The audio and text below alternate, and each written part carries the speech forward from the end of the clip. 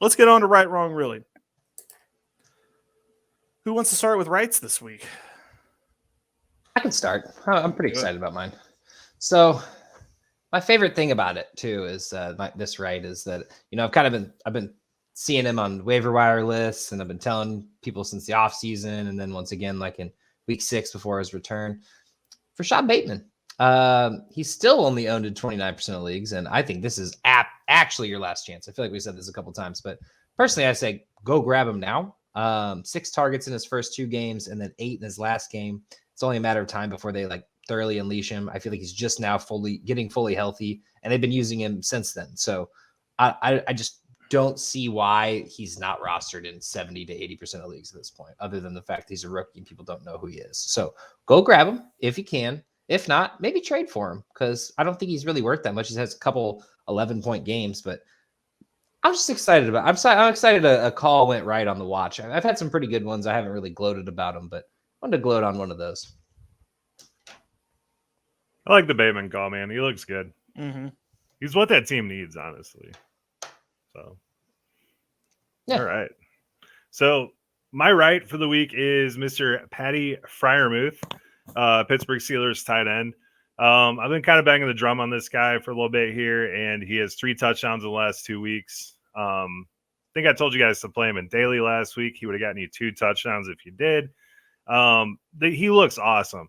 I mean, you have these crazy catches from Mike Gesicki. You have Darren Waller. You have Kittle. You have all these big tight ends, and he has every bit of the talent, I think, that those guys have. It's just a matter of time before he really takes off. Fair enough. I am very happy that I got to play me some Pat Freiermuth because Muth is loose. Not I didn't even need him. I actually already won the game, but it was just extra points to add to my thing. But I had to pick him up because Hawkinson was on that bye, and I was like, yeah, let's give him a shot. And I don't think I'm going to drop him now. I think I'm just going to keep him. Better than Hawkinson. Yeah, I don't know about that. Oh, here we go. Do you want to talk about Kyle Pitts? I don't. I'm just kidding. All right, my right is J.C. Jackson. So I was on Jordan's podcast banging the drum for J.C. Jackson early in the season because he is an interception ball hawk cornerback, and I thought he was going to take over for Stephon Gilmore, and he is exceeding expectations. In any IDP league that you're in, he is scoring more than enough. This week, and he had a pick 6.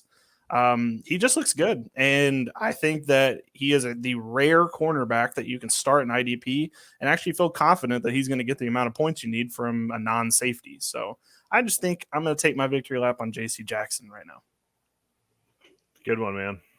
Yeah, you went. I saw your right, wrong, and really, and you went a little different. You went a little less fantasy, a little IDP in there too. I love it.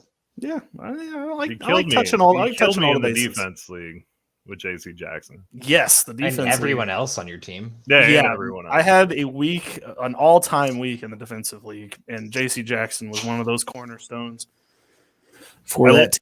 I think I looked at it the first 20 minutes of our game, and then I just never looked at it again. You went. I was texting to the group chat. I was like, I think this is the most all-time points in this. I don't know that. I'll have to check. I know Brandon had a really good game once, so yeah. It seemed like a lot of points from a defensive team. It's pretty wild. Okay, let's get on to wrongs. I'll actually start this one because I wanted to finally do it. Just wait. All right. So yes, for real. My wrong is the Urban Meyer Pint House fiasco. Well, I guess we're not getting paid on this one. So our guy Urban Meyer, and no, we're not. Our guy Urban Meyer, and I'll play it in a second, actually grinded his way to a 2-1 record since that trip. It's incredible. He just needed to get the blood flowing. And I'm telling you what, I mean, I'm not saying the team looks different because they play like absolute dog shit on Sunday, but the the Bills play just that much worse. And the GOAT, Josh Allen, who's on the Jaguars, decided to have like an all-time game. But maybe that trip and that incident was actually a good thing, something that galvanized the team. I don't know. I still think Urban Meyer's a bad coach. I think that team's terrible. But I can't argue. You can't argue with the results. 2-1 since that trip. I got to give him his due. Yeah, he needed it. Piggybacking off the Bills, though, because my wrong is Josh Allen, the quarterback Josh Allen, who threw and was sacked and fumbled and all of the other Josh Allen, which just blows my mind. It's like we're living in an alternate universe here. I told everyone to play it. I mean, dude, one of the hottest quarterbacks in the league going in to play Jacksonville. I thought it was just going to be a points fiasco, and it was anything but. I feel really bad for anyone who had to watch that game. That was fucking pitiful. That's just some of that trap game stuff, though. You know what I mean? Yeah. Like that just happens. Look ahead. He was looking ahead to Mike White, who he plays this week. Mickey Blanco. Speaking of, Mike White is back, and we are all excited about it. I know one of you guys has him in the game preview, right? I don't know. Maybe me. I do. I don't know. And you better believe he's in there. All right. Well, you guys really made them wait for this one, and I'm happy for it because I'll finally admit I was wrong about Kyle Pitts. He had two really good. Oh, wait, no, he didn't. He had 3 catches last game. Okay, never mind. We'll get to him maybe some other time. My actual wrong. I just do that because I know there's somebody out there like, God damn it, I fucking hate Josh. My real wrong was actually Kenny Galladay. I was all over this guy in the offseason. I thought it was a tremendous value, and there's a reason for that value. And it's not because of him. It's because of New York. I mean, I knew the Giants weren't good, but I didn't know that they could actually make Galladay look bad. And I know he's been injured and, kind of take that for what it's worth the last 5-6 weeks. But I mean, I thought at least when he was out there, he'd be a number 1 guy. And he just hasn't. I thought he would be the dude in New York, and it would be like 9 targets or 9 catches a game for 90 yards and 9 touchdowns. No, I'm just kidding. That's a little excessive, but I don't know. I'd say I'm holding out hope for him. But honestly, every week it's like a new running back, a new wide receiver. That's the guy on that team at the time. And I mean, I think at this point, I don't know when your guys' trade deadlines are, but I think if he has a good game before the trade deadline in your league, you try to flip him real quick and be like, he's the only healthy wide receiver on New York. And, he's an athlete, but and he'll probably be fine, but you're not excited about it anymore. I mean, I'm over it. Like, I hope he does it, but it doesn't look very promising. I can't wait for with Galladay. Go on, Bill. I was gonna say I can't wait for Galladay's dad to make a video with all of his bad throws from Daniel Jones. I'm sure that video would be epic. Yeah. The thing that sucks with Galladay is I've had him on the drop Galladay for this person's page so many times, and I just can't bring myself to drop him because I know how talented he is. No, it really sucks. He's not droppable though. Like, I mean, could you? Yeah, but you shouldn't. Just because you've seen my curses, man. I've had some dire straits where I need some people. Oh, that's why I shouldn't have drafted him because you're cursed. Yeah. I was about to say, I feel like I was cursed, but honestly, most of my cursed players are now on other teams thriving. So, yeah, guys, my curse is so real that I'm going to do the daily segment later. And if you go play the exact opposite of this team, you will win the $1 million. I promise you. Oh, speaking of for daily, I was thinking about doing that. Like, not that, but going and finding the best players on all the teams that I'm playing and just build a roster out of it. Yeah. So that way you're just kind of like, I mean, yeah, you're not can't go wrong. Yeah, I mean, like it's like, oh shit, I'm playing Dalvin Cook, and Dalvin Cook got 30 points against me, but I played him in daily. That's like hedging your emotions right there. I know you like that. Interesting. Well, yeah, it's kind of like playing a fantasy football quarterback against your NFL team. You know what I mean? Yeah. You're kind of like I had Herbert going last week, so I was like, yes, but like stop. I'm actually gonna start doing that when OU plays in playoff games. I'm just gonna start betting heavy on the other team, so that way if we win, I'm happy. If they lose, I made some money. I love it. Fair enough. Yeah. Okay. Well, that was actually pretty quick. Little right, wrong, really. I'm proud of us. We haven't done the reallys yet. Oh yeah, we haven't done the reallys. Damn it. We haven't done the reallys yet. Okay. Yeah. Go ahead. You all can start. My really is just week 9 in general. That was fucking pathetic. I mean, how many upsets were there? Were there 8 this week? Something like that. It was definitely. Oh God, it was a bad week of football. That's all I got. Oh, that's it? Okay. Sorry. I was like expecting. I mean, to be fair, it really You went with my quick thing. So I played you, Joe, and I don't apologize. This isn't me bragging at all. I had like the only like 4 players who actually had good weeks. I looked at like, oh, I wonder if I'm the highest scorer this week. And it was like me by a long shot. Like the other people we have a high scoring league. I mean, there's a elite 200 club that only a few of us are a part of. So it's like, right around 180s, 160s. Like that's a good game. And I was at 170 and the closest was 112. or 118. Yeah, I feel like Jonathan Taylor on your team against me probably had higher points than a lot of other teams in our league did this week. Yeah, Jonathan Taylor did good. That was nice. I appreciate that. But then Herbert and Keenan Allen combo was really nice. But anyway, sorry, man. I wasn't bragging about that. I was just really saying, like, well, I kind of felt I won a game 72 to like 64.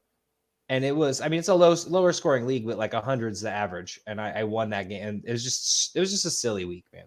So, but yeah, I am bragging. I did beat Joe. It's pretty cool. Yeah. Anyway, my really, I haven't talked about the Eagles enough yet. So I'm going to talk about Nick Sirianni. And it's not that I'm mad about them with their conceded effort to run the ball these last few weeks, but I'm mad that you're finally doing it now. Like, it makes me wonder what this team could have been like in the first place if we just did this. Like, I'm not saying we would have won this game or we would have won that game because you can't look back at stuff like that. But did Sirianni just hate Miles Sanders? Did he just not want him to do well? He really did. I don't understand. Like, we bring Howard up from the practice squad and we're like, let's give him the ball 12 times. We didn't even do that for Sanders, who was our starting running back. I don't understand. Every running back's getting 10 yards or 10 carries a game.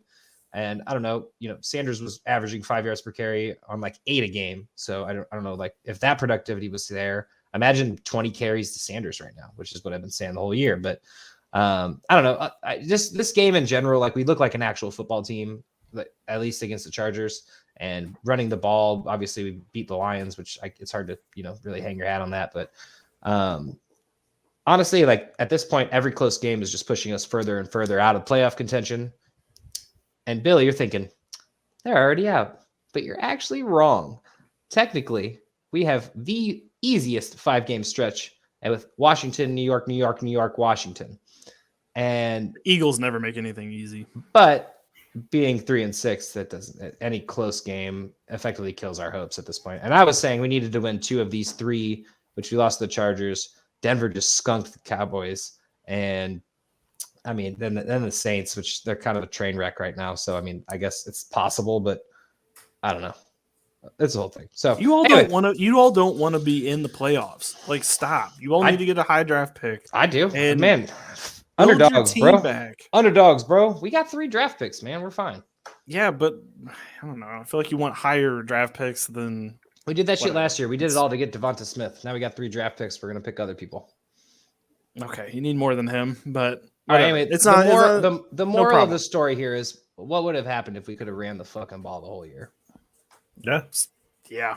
Miles Sanders is probably wondering the same thing on the sideline.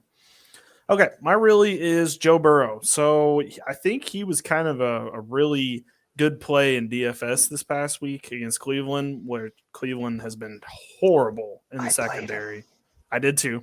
I still won money despite Joe Burrow because of my boy Olamide Zaccheaus. He's the reason I won money. But Joe Burrow, what happened, man? Like 2 weeks ago, like I think Mickey Blanco stole Joe Burrow's power. Like, this is a Space Jam situation because now Joe Burrow looks like not great. Not great at all. Mixon had a great game against Cleveland. Joe Burrow did not, and he has not played well in 2 weeks. This bye week that they have coming up is much needed for him to get back on track. But there's not an injury. There's I don't know what happened to him. So Joe Burrow, please come back to us. Joe Burrow is currently one-on-oneing with the kids on Moron Mountain. Yeah, to get his power back from Mike White. No, he's assembling the squad. Blanco. Yeah, it's sad, man, because honestly, like, you thought like the Jets game was just a fluke because that happens. I mean, that's what happened this week. There was a lot of weird flukes this week. Right. But Pat Mahomes threw for 166 yards. What the fuck? A weird week. But NFL. There's always one of these weeks, though. Yeah, there really is. Survivor pools probably got annihilated. Oh, somebody. Oh, never mind. That was against the Lions. Never mind.